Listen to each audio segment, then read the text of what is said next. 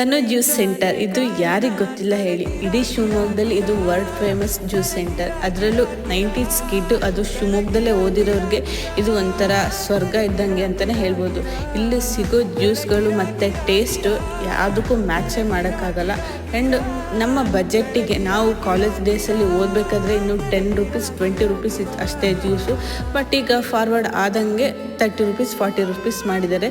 ಆದರೆ ಅದಕ್ಕೆ ಮೋಸ ಇಲ್ಲ, ಕೊಡೋ ದುಡ್ಡಿಗೆ ಮಾತ್ರ ಜ್ಯೂಸ್ ಅಷ್ಟು ಟೇಸ್ಟಿ ಇರುತ್ತೆ. ನಾನು ಈ ಕಡೆ ಬಂದರೆ ಇಲ್ಲಿ ಕುಡ್ದೇ ಹೋಗಬೇಕು. ಅದರಲ್ಲೂ ಇದು ಸೀಸನಲ್ ಫ್ರೂಟ್ ಮ್ಯಾಂಗೋ ಜ್ಯೂಸ್ ಅಂತೂ ಅಲ್ಟಿಮೇಟು.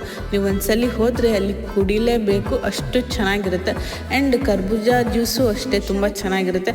ಹೋದರೆ ಟ್ರೈ ಮಾಡಿ.